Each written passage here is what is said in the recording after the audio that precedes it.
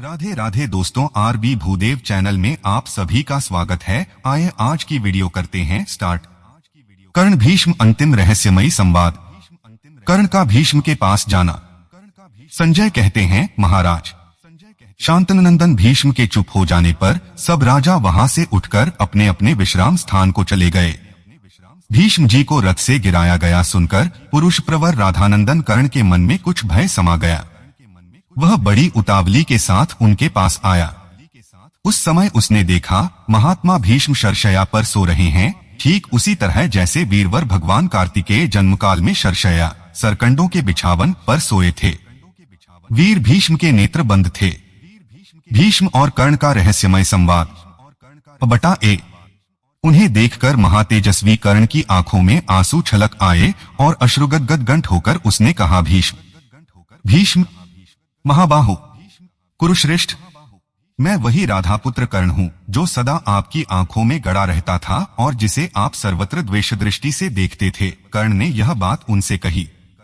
उसकी बात सुनकर बंद नेत्रों वाले बलवान कुरुवृद्ध भीष्म ने धीरे से आंखें खोलकर देखा और उस स्थान को एकांत देख पहरेदारों को दूर हटाकर एक हाथ से कर्ण का उसी प्रकार सस्नेह आलिंगन किया जैसे पिता अपने पुत्र को गले से लगाता है।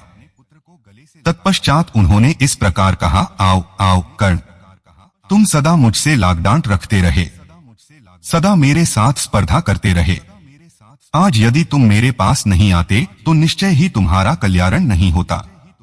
वत्सद, तुम राधा के नहीं कुंती के पुत्र हो, तुम्हारे पिता अधिरथ नहीं हैं। महाबाहु, तुम सूर्य के पुत्र हो, मैंने नारद जी से तुम्हारा परिचय प्राप्त किया था। तात, श्री कृष्ण द्वैपायन व्यास से भी तुम्हारे जन्म का वृत्तांत ज्ञात हुआ था और जो कुछ ज्ञात हुआ वह सत्य है, इसमें संदेह नहीं है। तुम्हारे प्रति मेरे मन में द्वेष नहीं है, यह मैं तुमसे सत्य कहता हूँ। भीष्म का कर्ण के शौर्य का वर्णन करना।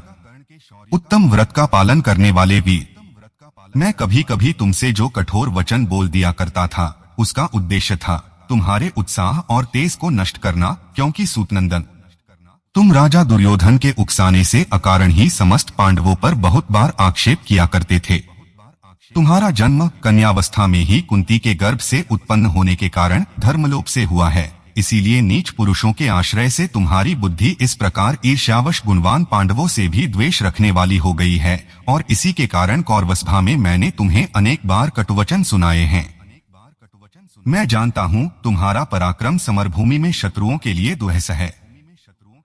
तुम ब्राह्मण भक्त, शूरवीर तथा दान में उत्तम निष्ठा रखने वाले हो। देवापम वीर, मनुष्यों में तुम्हारे समान कोई नहीं है। मैं सदा अपने कुल में फूट पड़ने के डर तुम्हें कटुवचन सुनाता रहा। बा चलाने, दिव्यास्त्रों का संधान करने, फुर्ती दिखाने तथा अस्त्र बल में तुम अर्जुन तथा महात्मा श्री कृष्ण समान हो। कर्ण, तुमने कुरुराज दुर्योधन के लिए कन्या लाने के निमित्त अकेले काशीपुर में जाकर केवल धनुष की सहायता से वहां आए हुए समस्त राजाओं को युद्ध में परास्त कर दिया था। युद्ध की श्लाघा रखने वाले वीर, यद्यपि राजा जरासंध दुर्जय एवं बलवान था तथापि वह रणभूमि में तुम्हारी समानता न कर सका। तुम ब्राह्मण भक्त, धैर्यपूर्वक युद्ध करने वाले तथा तेज और बल से संपन्न हो। संग्राम भूमि में देव कुमारों के समान जान पड़ते हो और प्रत्येक युद्ध में मनुष्यों से अधिक पराक्रमी हो। मैंने पहले जो तुम्हारे प्रति क्रोध किया था वह अब दूर हो गया है, क्योंकि प्रारब्ध के विधान को कोई पुरुषार्थ द्वारा नहीं टाल सकता। एक शत्रुसूदन, मेरी मृत्यु के द्वारा ही यह वैर की आग बुझ जाए और भूमंडल के समस्त नरेश अब दुहक शोक से रहित एवं निर्भय हो जाए। कर्ण ने कहा, महाबाहु भीष्म, आप जो कुछ कह रहे हैं उसे मैं भी जानता हूँ। यह सब ठीक है, इसमें संशय नहीं है। वास्तव में मैं कुंती का ही पुत्र हूँ, सूत पुत्र नहीं हूँ। परंतु माता कुंती ने तो मुझे पानी में बहा दिया और सूत ने मुझे पाल पोष कर बड़ा किया।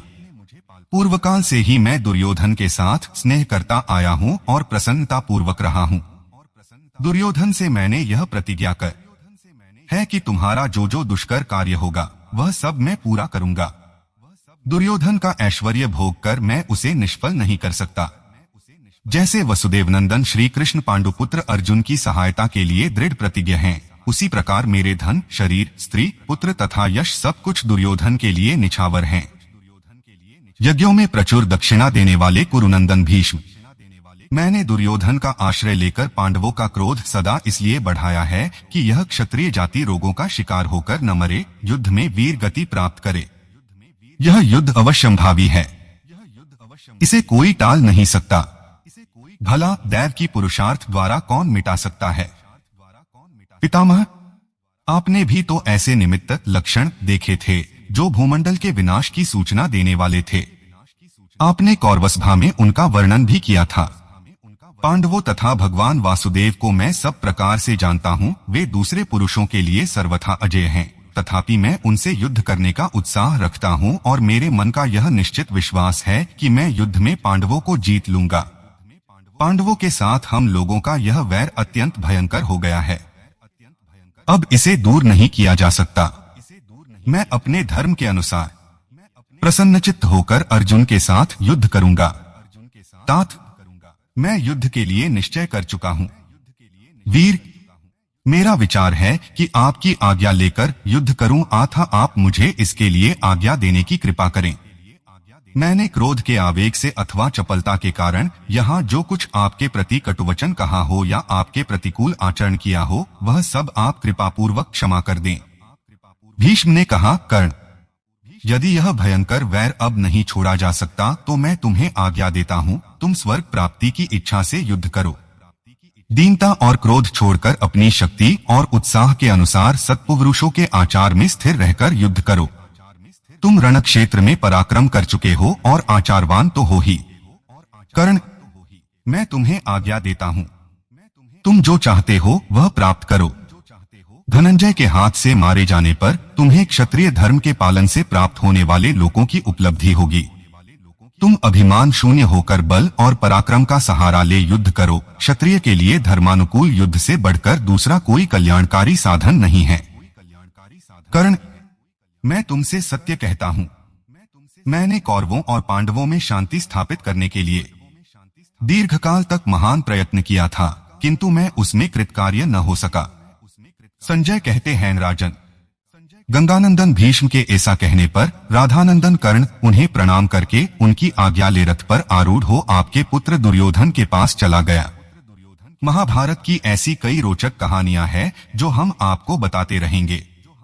हमसे जुड़े रहने के लिए हमारे चैनल को सब्सक्राइब कीजिए। आपका बहुत बहुत धन्यवाद। राधे राधे।